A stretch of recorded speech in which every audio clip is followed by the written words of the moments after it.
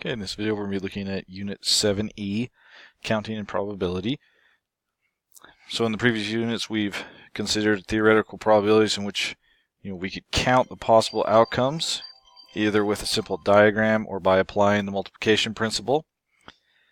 Now in this unit we'll introduce a few counting tools or techniques that will enable us to expand and widen our range of probability problems. And so we're also going to explore how probability relates to our interpretations and some coincidences. And so this first one is, if we're looking right here, we've got a California license plate that contains 7 digits. And the question is if this California license plate has 7 digits and the digits can be repeated, then how many different California license plates can be formed, given that each of them will contain only 7 digits. Now the digits are from 0 to 9, so that's 10 digits. Because again, you count 0 as 1, and then 1, 2, 3, 4, on up through 9, so that ends up being 10. So the way you can look at this is you can say, well, here's my first slot, here's my second slot, third, fourth, fifth, and sixth, and seventh, I should say, slot. And as long as we can repeat, meaning you could do like start out with a 1 1 or something like that, it doesn't matter. If you have the same number twice, 3 times, or whatever the case may be, then for the first slot we have 10 options. For the second slot we have 10 options, and then third, fourth, fifth, sixth, and seventh.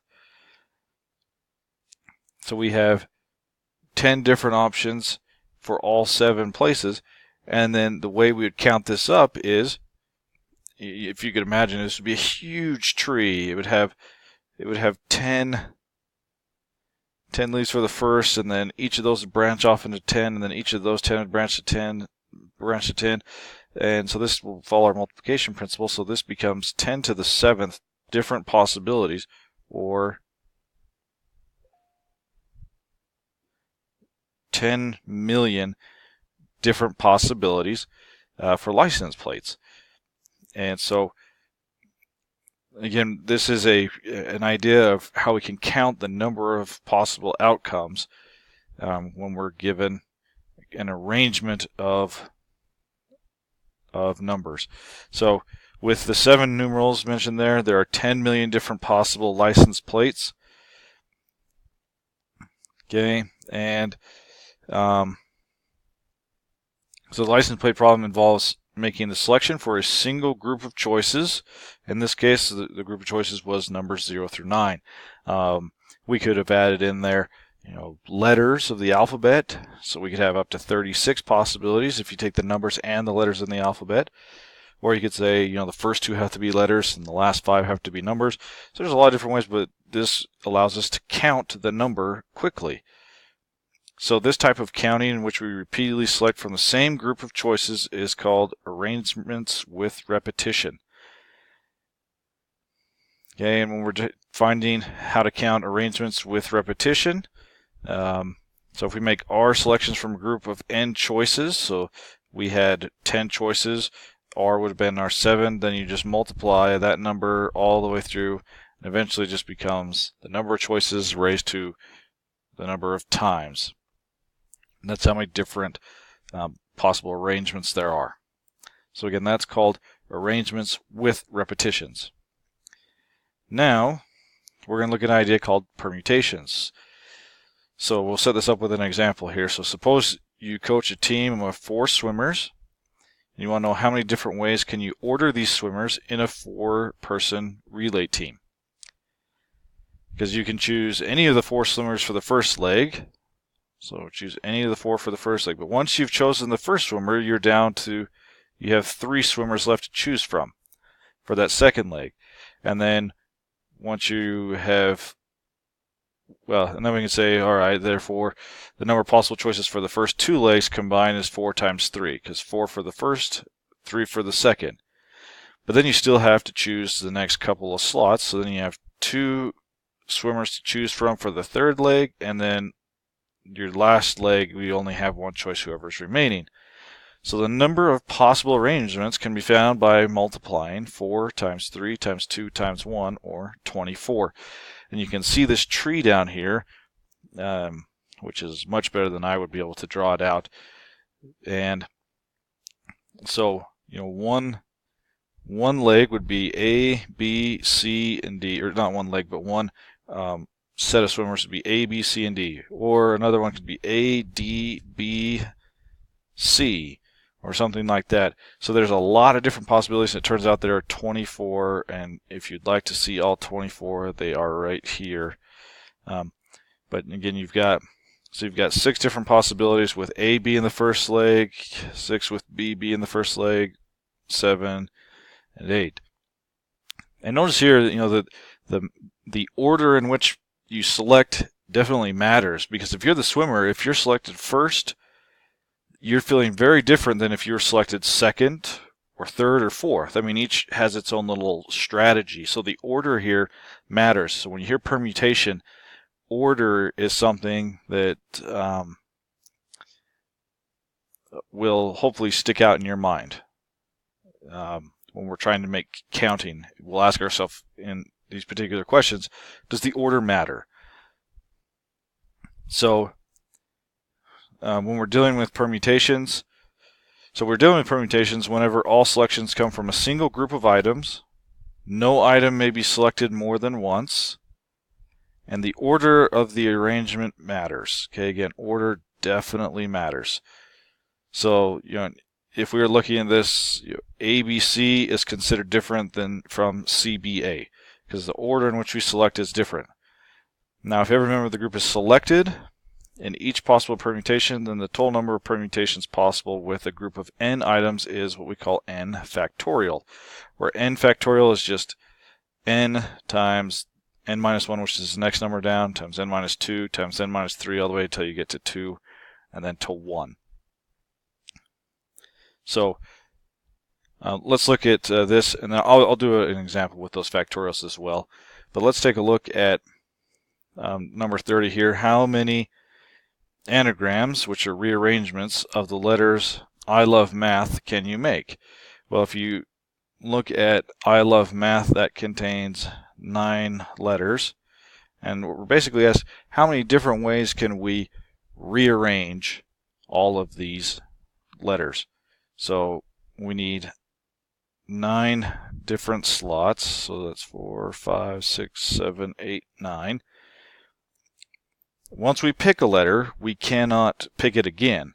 And that's what we talk about when we're dealing with permutations, and especially in this example, we can't, you can't pick I and then pick I again later on. So your first choice, there are 9 possibilities for that first letter. You can pick any of the 9 letters. But then after that, your next choice is down to 8 letters, and then 7 letters, then 6, then 5, then 4, then 3, then 2, then 1. So it turns out that the number of different ways you can do this is 9 times 8 times 7 times 6, all the way down until you get times 2 times 1. And this is equal to what we call 9 factorial. So whenever you see this idea of factorial, it just means take that top number, in this case 9, and you multiply it by everything that's less than that until you get to 1. And you can plug 9 factorial into a calculator, and you'll get 362,880. So there are 362,880 ways that you can reorder these letters. Now notice that none of the letters are the same. If some of the letters are repeated, there's a different way. Or if you had multiple, like for example, multiple A's or multiple E's, there are ways to account for that. But in this one, all the letters are distinct. So there are 362,880 ways to rearrange these letters. Okay, I wanted to do just a quick example of factorials here. And hopefully this is a review. But if you had to reduce 12 factorial divided by 4 factorial times 3 factorial, for example. Okay, 12 factorial is 12 times 11 times 10 times 9 times 8 times 7 times 6 times 5 times 4 times 3 times 2 times 1. Whew. And then divided by 4 factorial is 4 times 3 times 2 times 1. And then 3 factorial is 3 times 2 times 1. So 4 factorial times 3 factorial, contrary to what a lot of people want it to be, is not 12 factorial. Those are not the same at all. So you would write it out in this form right here. And then every time you're doing these factorials, you always have these nice cancellations. So, for example, 4 times 3 is 12. I can cancel out these 2 and 1 with that. I can cancel this 3 with that 3. This 2 can divide into that 4 twice. And 1 is just 1, so it can divide into anything. So then you could multiply all of the rest of those numbers out. So 11 times 10 times 9 times 8 times 7 times 6 times 5 times 2, and you'll get 3, 3, 2, 6, 4, 0, 0. Okay. And that's how you would evaluate those factorials. So those numbers are huge. If you start typing in big factorials in your calculator, it will give you an overload memory error. So you do have to be careful there. So just checking my time here real fast. So that's when we're looking at permutations. We have a single group of items where we use all of our items and no item can be selected more than once. And now we're going to look at permutations where we don't have to use all of our items. So, suppose you coach a team of 10 swimmers from whom you must put together a 4-person relay. How many possibilities do you have in this case? So at this time, you've got 10 swimmers to choose from on the first leg. So here's your first leg. You've got 10 to choose from on the first leg. Then the second leg, you have 9. Then the third, you have 8. And the fourth, you have 7. And now you've filled your whole team. You've got all 4 legs chosen. So it does leave people out. But the total number of ways you can select 4 people, and again, order matters here because it's very different if you're the first swimmer versus the last swimmer. And so the order matters here. So we take 10 times 9 times 8 times 7, and that'll fill all 4 slots. We've left out those last 6 swimmers. That's okay. We've got our team, and there are 5,040 different ways you can take 10 swimmers and put them together as a team of 4. Or you can choose 4 swimmers from 10 where the order matters. Again, that's very specific. So when we talk about permutations where we have to make what we call R selections from a group of N items. So in this case, we had to select 4 out of 10. Then the formula for this is, and we say I.mp4, or N permutations of R. The way you find this is N factorial divided by N minus R factorial. And we're going to be plugging this in the calculator, so don't worry too much about this formula right here. Don't get overwhelmed by that. Just look here, and also know that this is built into the calculator. So if you have a scientific calculator, look for this NPR button. And again, this technically means the number of permutations of N items taken R at a time. N must be greater than or equal to R, because you can't select 3 items from a group of 2. I mean, it just doesn't work. So you've got to make sure you have N at least as big as R. So that's the idea of permutations. We'll do some examples in the next video.